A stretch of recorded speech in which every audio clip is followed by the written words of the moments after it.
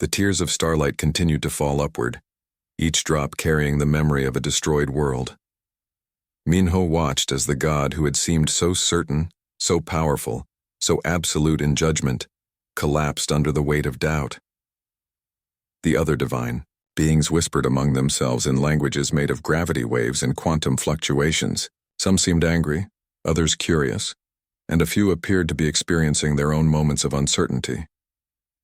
"This is what your questions have done," Lion said through the tears. "You have broken something that was meant to be eternal." "Maybe it needed to break," Minho replied gently. He reached out, not quite touching the shifting form of the deity, but offering the gesture of comfort.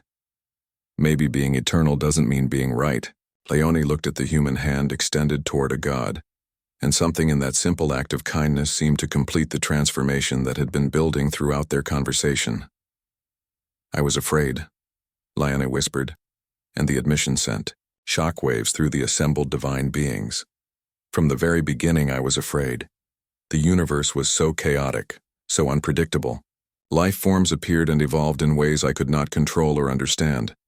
So I decided that control was the answer, that judgment was necessary, that I had to choose who lived and who died before they could make choices that might hurt others." "Fear isn't evil," Minho said. "It's just fear. What matters is what you do with it." "But I let fear make me into a destroyer," Leone continued. "I told myself it was for the greater good, but really it was because I was terrified of what might happen. If I let life grow wild and free." The space around them began to stabilize as Leone's emotional state calmed. The cracks in reality started to seal themselves, but the fundamental change in the deity remained. The overwhelming presence of absolute authority was gone, replaced by something more complex and more human. "What happens now?" Leone asked. "How does a god who has been wrong for eons make amends?" Minho thought about this question carefully. Around them, the other divine beings waited for his answer with the same attention they might give to cosmic law. "You start over," he said finally. "You learn to ask questions instead of making judgments. You offer guidance instead of destruction. You remember that making mistakes is part of growing, even for gods." "And the species I have already destroyed?" Lion asked. "The countless civilizations that died because of my fear?" "You can't bring them back," Minho said sadly. "But you can make sure their deaths weren't meaningless by doing better with the species that remain." Leone nodded slowly, and as the deity accepted this truth, the last of the tears fell upward into the healing sky. "Will you help me?" Lion asked. "Will humanity teach a god how to learn instead of judge?" Minho smiled. "That's what we're good at, making mistakes, learning from them, and trying to do better tomorrow."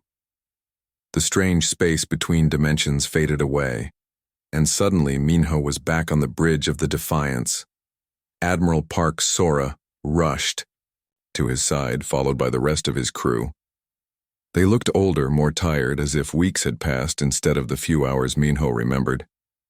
"Sir, you've been gone for 27 days, Park Sora reported. "We've been trying to find you, but our sensors couldn't locate anything. Then suddenly you were just back." 27 days. Minho looked around the bridge in confusion. It felt like hours. "Time moves differently in the spaces between realities," came a familiar voice. Lion appeared on the main view screen, but the deity looked different now. Still powerful, still magnificent, but no longer terrible. The harsh light had been replaced by something warmer, more welcoming. "People of the human fleet," Lion announced. "I have come to offer you something that I have never offered before. Not judgment, but partnership. Not destruction, but the chance to grow together." Lieutenant Kim Day stared at his instruments in amazement. "Sir, I'm reading massive energy signatures throughout the galaxy. It's like reality itself is shifting." "Because it is," Lion explained. "I am no longer destroying civilizations that make mistakes. Instead, I am appearing to them as a guide and teacher. The Kitharan survivors are already working with me to rebuild their science in more ethical ways. The remaining Veltar are learning to trade in knowledge instead of weapons. Even the moss people are finding ways to honor their dead without sacrificing. They're living. Dr. Han Minji stepped forward, her scientific mind struggling to process what she was hearing. You're saying that you've changed your entire approach to cosmic governance because Commander Minho asked you why? Not just because he asked, Lion replied, but because he kept asking, because he refused to accept easy answers, because he showed me that doubt and questioning are not weaknesses, but the foundation of wisdom. Major Shin Hyok, who had been quietly monitoring the conversation, spoke up. What does this mean for humanity? Lion's form on the screen seemed to smile. It means that your species will be given the same chance as all others, to grow, to learn, to make mistakes and recover from them. But it also means that you will have responsibilities. You will help me learn how to guide without controlling, how to teach without judging. Minho stepped forward. We accept, he said without hesitation, but on one condition. The bridge fell silent. Even after everything that had happened, the idea of making demands of a god seemed impossible. What condition? Lione asked. That you remember what you learned here, Minho replied. That you never stop asking questions even when the answers are difficult. That you never let certainty make you cruel again. Lione was quiet for a long moment. Then the deity nodded. I promise, and I will hold you to the same standard. Humanity must continue to grow, to question, to doubt even their own beliefs when necessary. Deal, Minho said, extending his hand toward the view screen as if to shake hands with a god. Light flowed from the screen and briefly surrounded Minho's hand, warm and gentle. Around them, the crew watched in amazement as their commander made a pact with the being who had once planned to destroy them all. The war is over, Lion announced, not because one side won, but because both sides learned something new. The human asked why, and the god discovered that having no answer was the beginning of wisdom. As the transmission ended, Minho looked around at his crew. They were still processing what had happened, still trying to understand how a simple question had changed the fate of the entire universe. Admiral Park, he said finally, set course for home. We have a lot of people to tell about what happened. Here. What did happen here, sir? She asked. Minho thought about the question that had started it all, about the god who learned to doubt, about the power of admitting ignorance. We learned that the most dangerous weapon in the universe isn't a gun or a bomb, he said. It's a question, and the most powerful force isn't destruction or creation. What is it then? Lieutenant Kim Dae asked. Minho smiled as he looked out at the stars where civilizations that had been scheduled for destruction were now free to grow and learn and make their own mistakes. Curiosity, he said. The willingness to ask why, even when you're afraid of the answer.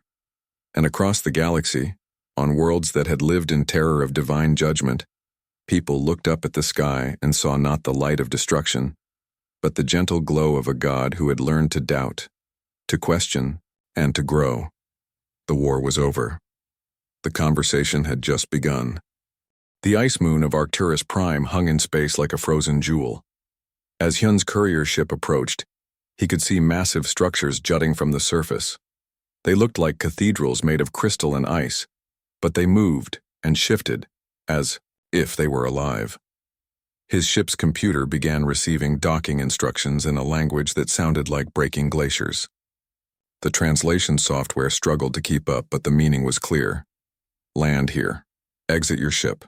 Come alone. The docking bay was carved from solid ice that glowed with its own inner light.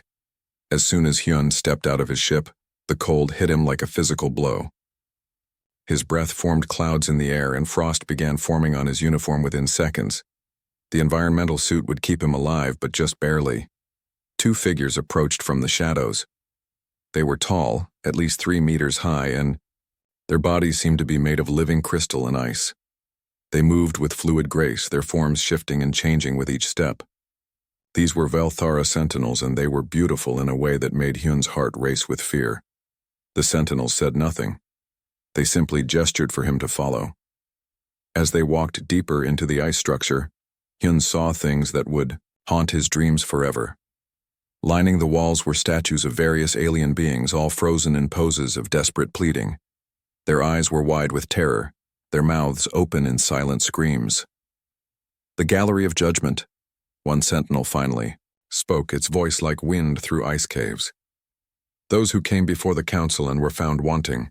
Hyun tried not to look too closely at the frozen figures.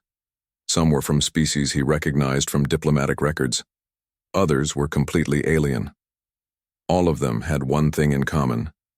They had knelt before the Velthara Council and been turned into decorations. The corridor seemed to stretch on forever. The walls pulsed with a soft blue light, and Hyun could hear whispers in the ice around him.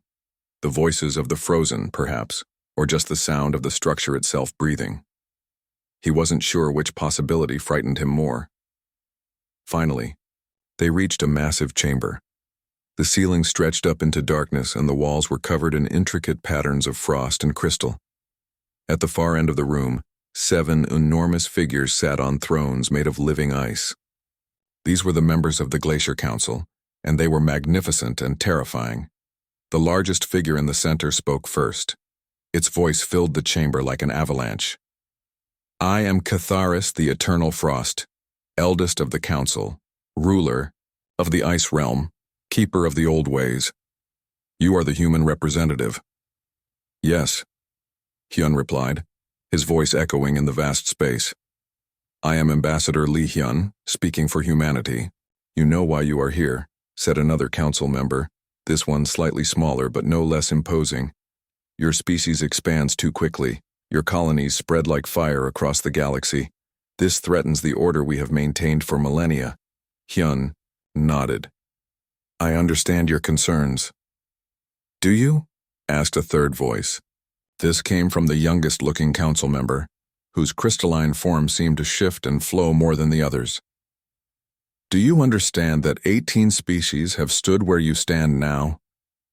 Do you understand that only 3 were granted mercy?" The chamber fell silent except for the whisper of wind through ice. Hyun could feel the weight of thousands of years of tradition pressing down on him. Every being who had entered this chamber had followed the same ritual. They knelt before. The council pleaded for their species and accepted whatever judgment was given. "The ritual is ancient," Catharis said. "You will kneel before this council. You will present your species for judgment. You will accept our decision with grace and dignity. If you do this properly, your species may be granted mercy." Hyun looked around the chamber. The frozen gallery had taught him what happened to those who were not granted mercy. But something about this whole situation bothered him. All these ancient beings sitting in judgment like gods, following the same ritual for thousands of years. It seemed lonely more than terrifying. Instead of kneeling, Hyun did something that shocked the council into complete silence. He sat down, cross-legged on the ice floor. Then he reached into his pack and pulled out a thermos of coffee he had brought from the research station. "Would you like some coffee?" he asked casually, unscrewing the cap. "It's been a long journey, and I always think better with something warm to drink." The silence in the chamber was absolute. Catharis leaned forward on his throne, his crystalline eyes fixed on this strange human who had just offered refreshments to beings who had been treated as gods for 10,000 years. "What are you doing?" asked the youngest council member, her voice filled with something that might have been curiosity. "Having a conversation," Hyun replied, pouring himself a cup of coffee. The steam rose in the cold air, and the rich aroma seemed almost offensive in this place of eternal ice, unless you prefer the kneeling thing. But honestly, that seems uncomfortable for both of us. "You dare to sit in our presence?" Catharis demanded, his voice causing ice to crack along the chamber walls. "I dare to treat you like people instead of statues," Hyun said, taking a sip of his coffee. "Look, I know you're incredibly powerful. I know you could freeze me solid right now, but I'm not here to grovel. I'm here to talk to you about humanity, and talking works better when everyone is comfortable." Another council member spoke up. "In 10,000 years, no being has ever sat in our presence without permission." "Well," Hyun said with a small smile, "then this should be interesting for all of us." The youngest council member made a sound. That might have been laughter. You are either very brave or very foolish, human. Probably both, Hyun admitted. But I figured if I'm going to die anyway, I might as well try something different. Besides, I brought enough coffee for everyone. The offer hung in the air like frost. For the first time in millennia, the Glacier Council faced a situation their ancient protocols had never prepared them for. And despite themselves, they were curious about what this strange human would do next. The silence in the chamber stretched on for what felt like hours. Hyun continued sipping his coffee, waiting to see if the Valthara would freeze him solid or ask him to continue. Finally, the youngest council member spoke. I am Silphara, the Geo. Ever shifting, she said, her crystalline form rippling like water.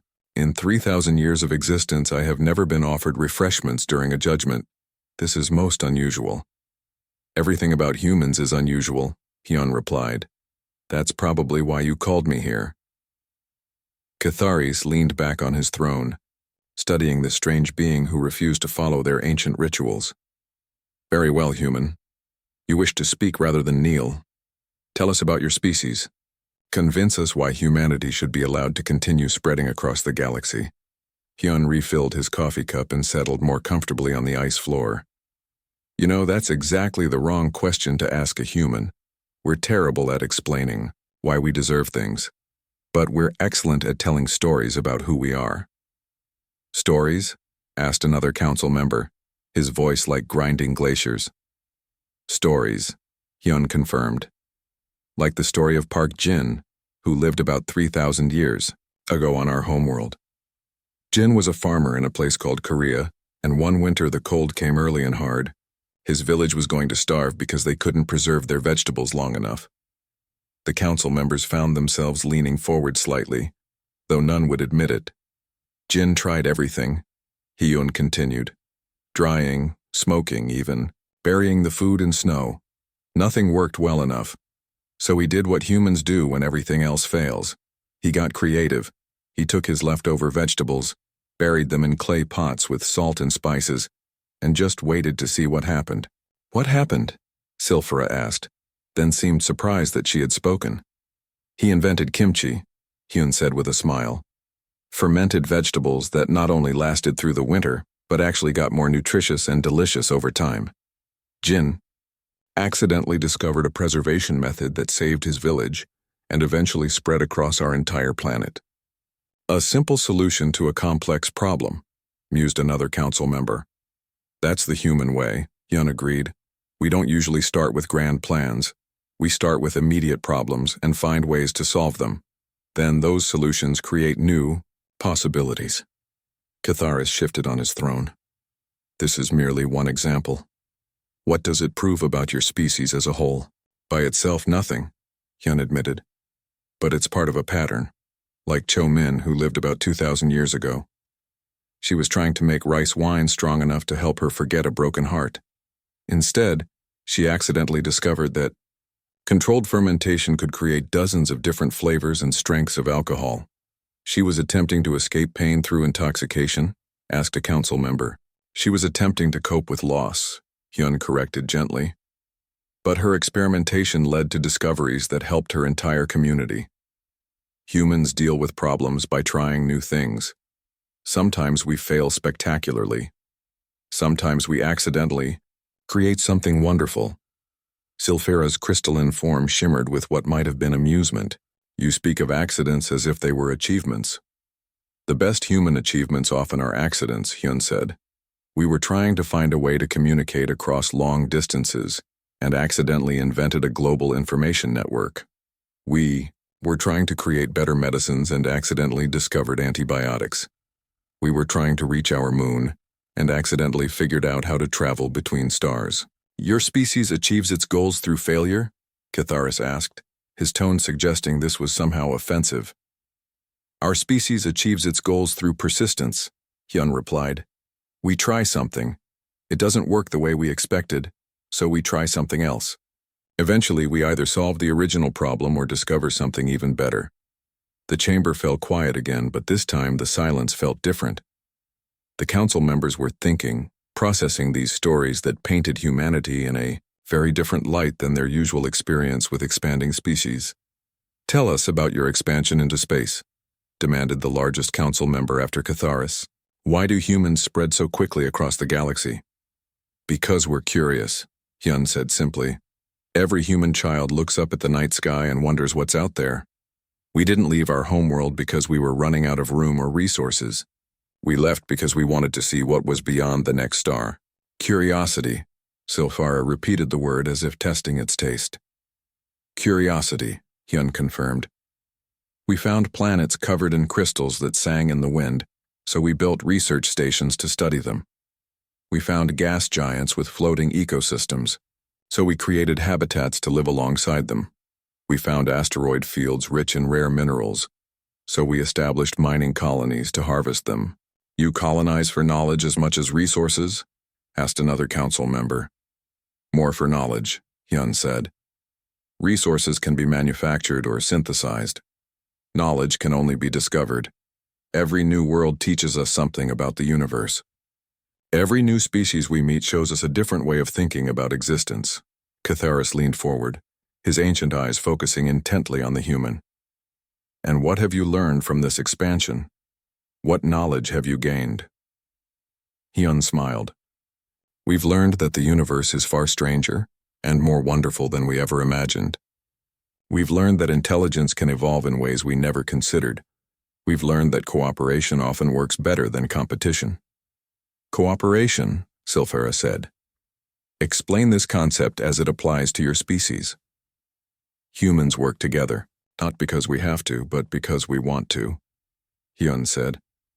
"We share discoveries freely because knowledge is more valuable when everyone has access to it. We help other species solve their problems because solving problems is what we enjoy doing." "This contradicts our observations," Catharis stated. "Expanding species are typically aggressive and competitive." "We can be," Hyun admitted, "but we've learned that aggression is usually the least effective solution to most problems. Take the colony world of New Harmony, where humans work alongside 3 different alien species. Everyone brings different skills and perspectives. Together, we're accomplishing things none of us could manage alone." The youngest council member, Silfara, made that sound that might have been laughter again. "You paint your species as curious children exploring a playground." "In many ways, that's exactly what we are," Hyun said. "The difference is that we're curious children who've learned to share our toys and invite others to play with us."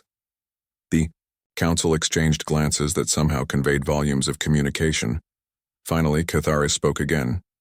"Human Lee Hyun, your species presents us with a puzzle. You expand rapidly, but claim to do so from curiosity rather than conquest.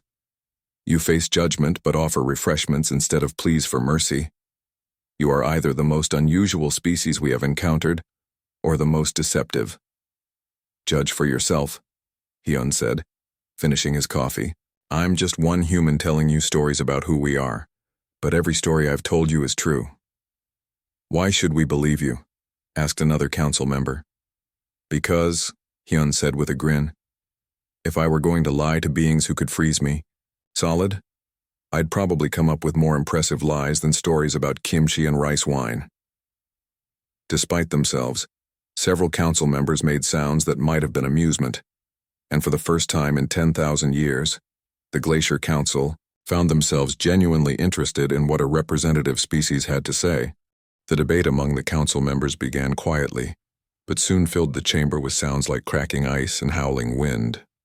Hyun sat patiently, occasionally sipping from his thermos, while beings who had ruled the galaxy for millennia argued about what to do with humanity. "The human speaks of cooperation," said one council member whose form resembled a massive ice crystal with multiple faces. "But cooperation requires trust. How can we trust a species that expands so rapidly?" "How can we trust any species?" countered Silfara. "We have maintained order through fear for thousands of years.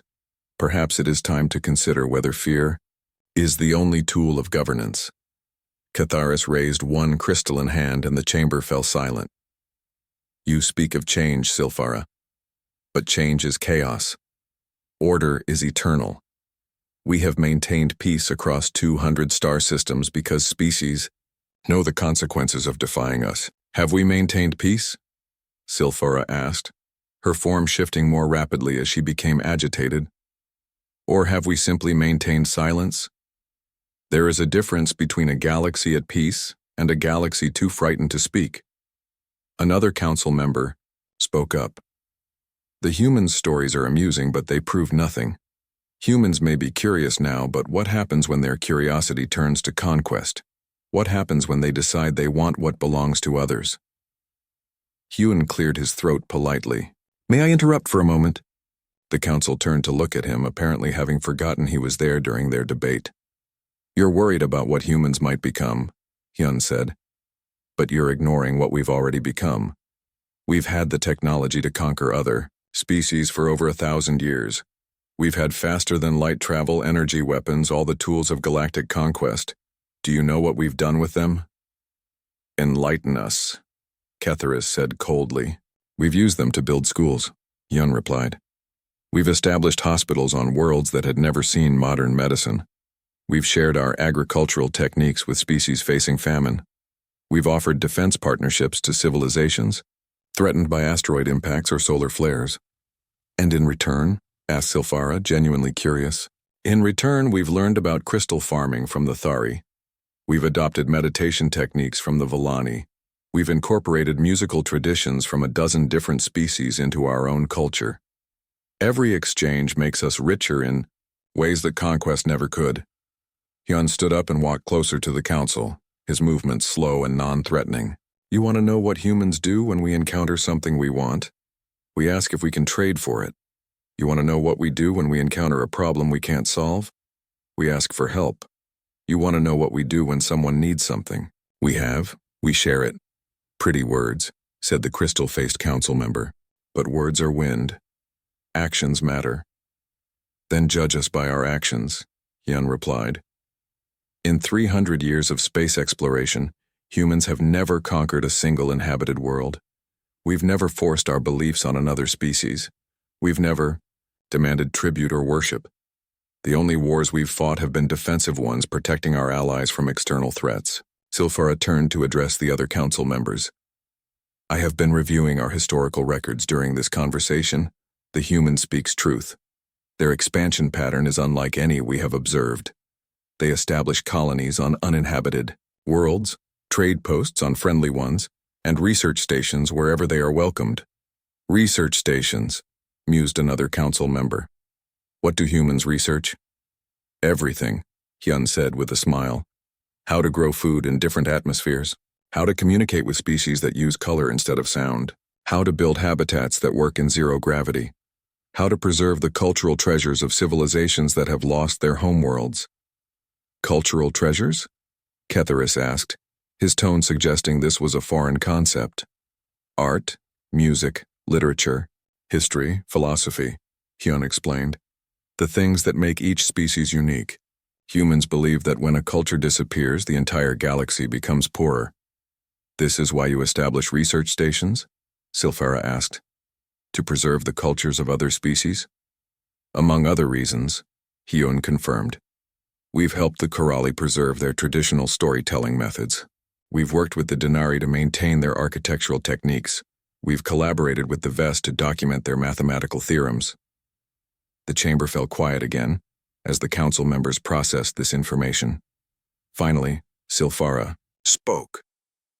I have been alive for 3,000 years, she said slowly. In all that time, I have watched species kneel before us, plead with us, try to impress us with their strength or wealth or devotion. Not once has a representative offered to teach us something new. What would you like to learn? Huon asked. We're not the most advanced species in the galaxy, but we've picked up a few interesting tricks over the years. You would teach us? Asked Ketharis, his voice filled with suspicion. What would you want in return? The same thing we want from everyone, Huon replied. The chance to learn something from you. You've mastered technologies we can barely understand. You've created art from living ice and crystal. You've maintained a stable government for thousands of years. Any of those things would fascinate human researchers. Silphara's form began shifting more rapidly, cycling through different crystalline configurations. You would exchange knowledge freely. without demands for territory or resources. Knowledge isn't diminished by sharing it, Hyun said. If I teach you how to make coffee, I don't lose the ability to make coffee myself. If you teach me how to shape living crystal, you don't lose that skill. We both end up knowing more than we did before. Fascinating, murmured the crystal-faced council member. A species that views knowledge as a renewable resource rather than a finite commodity. Catharis remained silent for a long moment, his ancient form absolutely still. When he finally spoke, his voice was different somehow, less commanding and more thoughtful. For 10,000 years, we have ruled through strength and fear. Species have approached us as supplicants seeking mercy. You approach us as equals seeking friendship. This is unprecedented. Maybe it's time for a precedent, Hyun suggested gently. Change is dangerous, Catharis said. Order is safe. Order without growth is stagnation, Silphara countered. And stagnation is just another form of death. The debate resumed, but now it was different. Instead of arguing about whether to destroy humanity, the council was debating whether to risk changing their ancient ways. And for the first time in millennia, some of them seemed to think change might be worth the risk. Hyun settled back down on the ice floor and refilled his coffee cup. This was going to take a while, but for the first time since receiving the Valthera message, he began to think that 3 million human colonists might actually see another sunrise. 3 days passed in the ice chamber. Hyun had long since finished his coffee, but the council had provided him with a strange, sweet liquid that tasted like melted snow and starlight. He had told more stories than he knew he remembered, answered hundreds of questions, and watched ancient beings debate the future of galactic civilization. On the morning of the 4th day, Catharis called for silence. His massive form had changed somehow during the debates, becoming less rigid and more fluid. The other council members had changed too, their crystalline bodies reflecting new patterns of light. Human Lee Hyun, Catharis began, his voice echoing through the chamber. For 10,000 years, the Valthera have maintained order through the ancient protocols. Species expand, we judge them, they submit, or they perish. This system has prevented countless wars and maintained stability across 200 star systems. Hyun nodded respectfully, unsure where this was leading. But you have forced us to examine whether our ancient ways are still the best ways, Catharis continued. You have shown us that there may be alternatives to submission and destruction. Silphara leaned forward on her throne. The council has reached a decision that would have been impossible before your arrival. We will not demand humanity's submission. Relief flooded through Hyun, but he forced himself to remain calm. Thank you, but may I ask what you will demand instead? Nothing, said the crystal-faced council member. Instead, we propose something that has never existed before, a partnership between the Valthera and humanity. Partnership? Hyun repeated, hardly daring to believe what he was hearing. A cultural exchange, Silphara explained, her form shimmering with what Hyun had learned was excitement. Human researchers would be welcome on our worlds to study ice crystal engineering, temporal manipulation, and what you call our art. Valthera. Observers would visit human worlds to learn about adaptation, creativity, and this beverage you call coffee. Another council member spoke up. We are particularly interested in studying human music. The concept of collaborative sound creation is unknown to us. Jazz, Hyun said with a grin. You want to learn about jazz music? Among other things, Catharis admitted. Your species approaches problems from directions we have never considered. Perhaps we can learn from each other instead of one of us ruling the other. What about the other species in your territory? Hyun asked. The ones who have worshipped you as gods. For centuries? The council members exchanged glances. That, said Silphara, is a more complex problem. 17 species have built their entire civilizations around serving us. They may not welcome the news that their gods are interested in learning about coffee brewing techniques. Some will be outraged, agreed another council member. Others may be curious, A few might decide to try your approach of sitting down with their former oppressors and simply talking to them as equals. Catharis raised one crystalline hand. We cannot predict how the galaxy will react to this change, but we have decided that stagnation is a greater threat than chaos. At least chaos offers the possibility of growth. So what happens now? Hyun asked. Now you return to human space as the first official ambassador between our species, Silfara replied. You will carry with you the terms of the Valthera Human Cultural Compact, the first agreement of its kind in our history. A smaller council, member that had rarely spoken during the debates, now stepped forward. We have prepared gifts to send with you, crystalline computing matrices that will advance your technology by centuries, temporal research data that will help you understand the nature of time itself, and seeds. Seeds? Hyun asked, puzzled. Seeds from ice flowers that bloom only once every 1,000 years, the council member explained. They will grow in any environment and require no soil, a symbol of patience, beauty, and the possibility of life in even the harshest conditions. Hyun stood and bowed formally. On behalf of humanity, I accept these gifts in this partnership. But I have to ask, what changed your minds? Why break with 10,000 years of tradition?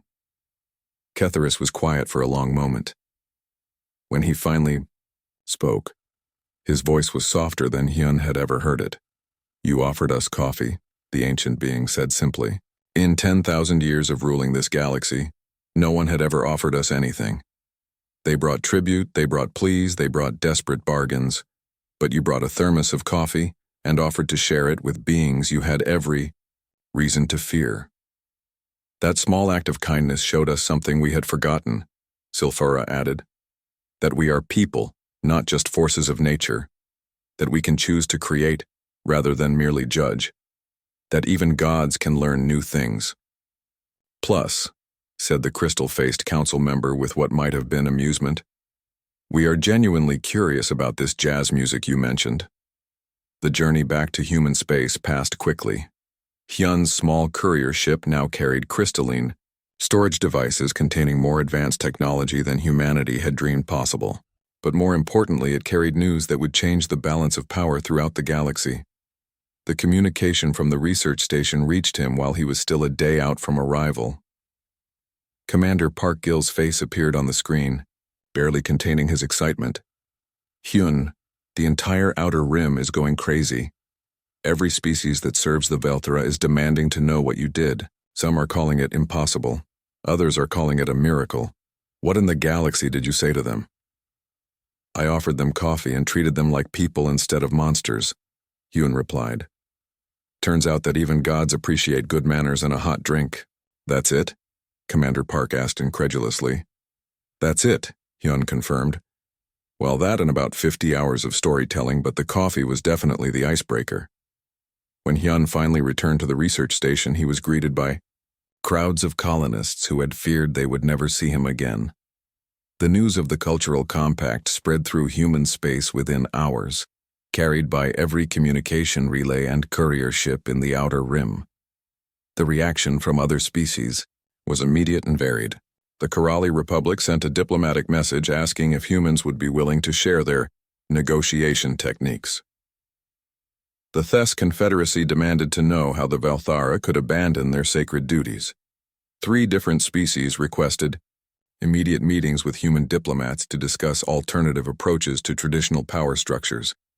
But the message that made Hyun smile the most came from Silfara herself, transmitted directly to his personal communicator. Ambassador, Hyun, the message began. I have decided to visit human space to learn about this Korean barbecue you mentioned. Also, Catharis has been asking about coffee brewing techniques and whether humans might be willing to trade for this beverage on a regular basis. It seems that even ancient gods appreciate a good cup of coffee. Perhaps there is hope for the galaxy after all. Hyun poured himself a fresh cup of coffee and looked out at the stars visible through the research station's main window. Somewhere out there, beings who had ruled through fear for 10,000 years were learning to rule through curiosity instead. Other species were beginning to question whether submission was the only response to power, and it had all started with A thermos of coffee and the simple idea that everyone, even gods, deserve to be treated with basic courtesy and respect. Not bad for a day's work, Hyun thought, taking a satisfied sip of his coffee. Not bad at all.